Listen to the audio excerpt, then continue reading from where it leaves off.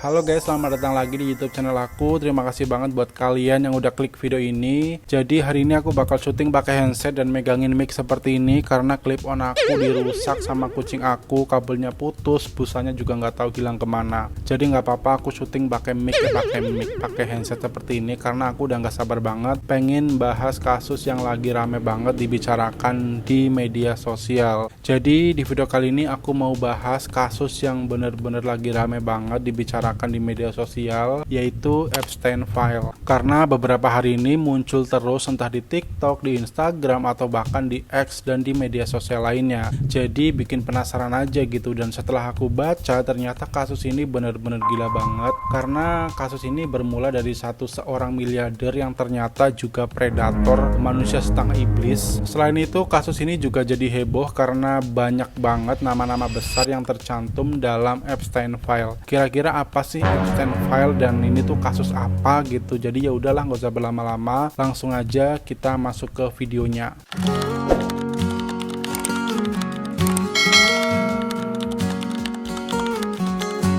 Satu bulan berlalu.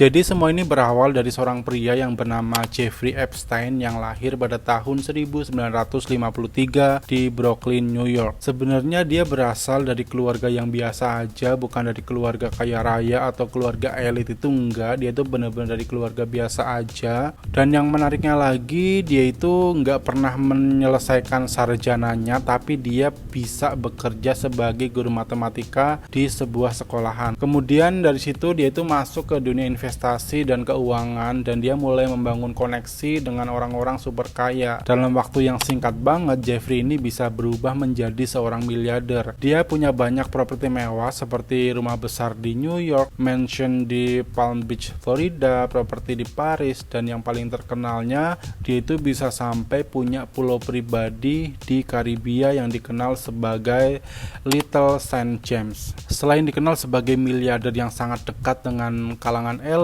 Jeffrey juga sering terlihat bersama politisi, pengusaha besar, ilmuwan terkenal, bahkan anggota kerajaan. Dari luar, dia terlihat seperti orang sukses dengan jaringan sosial yang luar biasa luas, tapi aslinya dia itu lebih dari iblis karena di awal 1990-an, Jeffrey ini yang hidup sebagai seorang miliarder dengan akses ke orang-orang penting. Di balik cerita itu, dia mulai memanfaatkan remaja perempuan yang masih di bawah umur dengan modus sebagai pijat berbayar, dan rumahnya yang di Florida dan New York berubah menjadi tempat eksploitasi anak. Masuk di awal 2000-an, korbannya makin banyak lagi, lintas kota bahkan sampai lintas negara. Banyak orang yang mulai curiga, tapi uang dan koneksi bikin dia itu aman dan gak pernah tersentuh oleh hukum. Baru di tahun 2005 ada laporan resmi ke polisi. Penyelidikan berjalan selama 3 tahun dan di tahun 2008 Jeffrey ini dinyatakan bersalah. Namun dengan uang dan relasi, Jeffrey membuat kesepakatan dengan jaksa. Dia hanya dijatuhi hukuman selama 13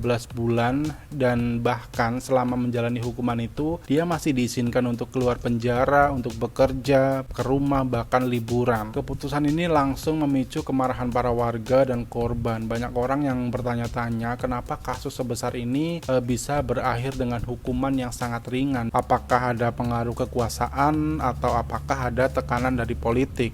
Dan bertahun-tahun berlalu, publik mulai lupa. Jeffrey juga mungkin merasa aman dan nyaman. Hingga 1 dekade kemudian, beberapa jurnalis investigasi mulai menelusuri ulang kasus ini. Mereka menemukan banyak banget kejanggalan dalam proses hukum sebelumnya. Artikel-artikel investigasi ini membuat tekanan publik mulai meningkat lagi. Korban yang dulu mulai diam, kini berani untuk bicara lagi. Mereka menuntut keadilan, dan akhirnya di tahun 2019, Jeffrey Epstein kembali ditangkap oleh otoritas federal Amerika Serikat, dan kali ini tuduhannya jauh lebih serius, yaitu tentang perdagangan manusia, eksploitasi seksual terhadap anak di bawah umur, dan dugaan jaringan kejahatan yang melibatkan banyak pihak. Dan jika terbukti dia bersalah, Jeffrey ini bakal terancam hukuman puluhan tahun. Tapi sayangnya belum juga mendapatkan hukuman, Jeffrey ini malah ditemukan meninggoy. Jadi pada Agustus 2019, Jeffrey ini ditemukan meninggoy di sel penjara di New York dan katanya sih mengakhiri hidupnya sendiri, tapi kejadian ini langsung menimbulkan kontroversi besar. Beberapa hal dianggap janggal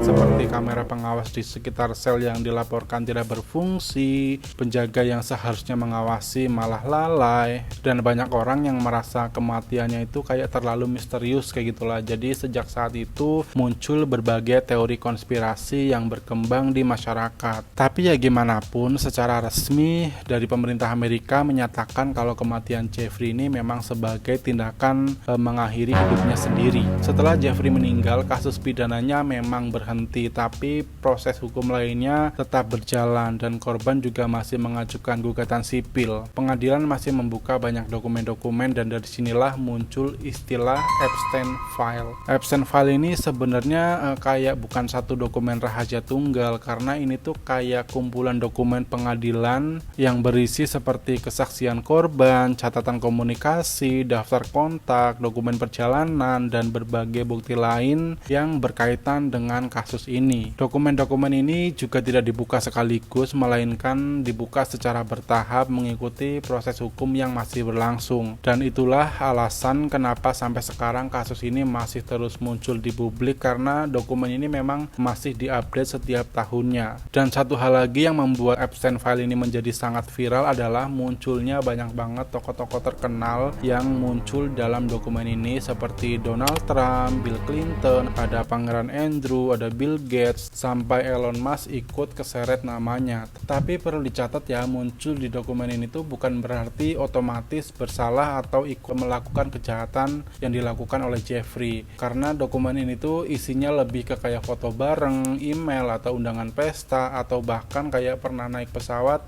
Epstein kayak gitulah, pernah naik pesawat bareng atau mungkin berkunjung ke pulaunya milik Jeffrey kayak gitu. Dari semua nama-nama yang sudah aku sebutkan tadi, kayaknya Pangeran Andrew adalah salah satu orang yang paling parah dampaknya. Jadi for your information, Pangeran Andrew adalah anak dari Ratu Elizabeth II yang merupakan adik dari Raja Inggris sekarang ini. Jadi udah pasti banget dia merupakan keluarga inti dari kerajaan Inggris kan. Dan namanya sebenarnya jadi sorotan sejak kasus ini mencuat, karena ada foto dirinya bersama Jeffrey Epstein. Bahkan ada korban yang secara langsung mengaku pernah dipaksa untuk berhubungan seksual dengan Pangeran Andrew pada saat masih di bawah umur. Tapi ujung-ujungnya Pangeran Andrew memilih jalan damai. Jadi di tahun 2022 dia secara resmi damai di luar pengadilan sama si korban dengan membayar kompensasi sebesar ratusan miliar rupiah. Meskipun dia terus membantah telah melakukan pelecehan dan merasa tidak bersalah, pembayaran tersebut seolah-olah mengiyakan tuduhan yang selama ini berkembang. Dan puncaknya di tahun 2026 ketika Epstein File ini yang akhirnya dibuka oleh pengadilan Amerika Serikat menampilkan foto-foto yang menghancurkan, termasuk foto dirinya yang sedang merangkak di atas seorang perempuan. Di titik inilah Pangeran Andrew benar-benar tidak bisa berkutik lagi. Kasus ini memang menjadi salah satu skandal terbesar dalam sejarah modern Amerika, bukan hanya karena jumlah korban yang banyak banget, tapi karena menyentuh banyak hal sensitif seperti kekuasaan, uang, dan relasi politik. Kasus ini juga membuka diskusi global tentang bagaimana korban kekerasan seksual seringkali kesulitan mendapatkan keadilan, terutama ketika pelaku ini memiliki kekuatan yang sangat besar. Dan mungkin next video aku bakal khusus untuk membahas tentang teori konspirasi dan detail-detail para tokoh-tokoh besar yang tersangkut dalam masalah ini. Karena di video kali ini aku memang bikin singkat banget, karena memang mendadak, clip-on aku juga belum datang. Jadi segitu dulu lah ya video dari aku. Kalau ada salah-salah langsung koreksi aja di kolom komentar. Sampai jumpa di video selanjutnya. Wassalamualaikum warahmatullahi wabarakatuh. Bye bye. Satu bulan berlalu, aku terlihat baik-baik saja, namun tidak dengan hatiku. Aku memendam rasa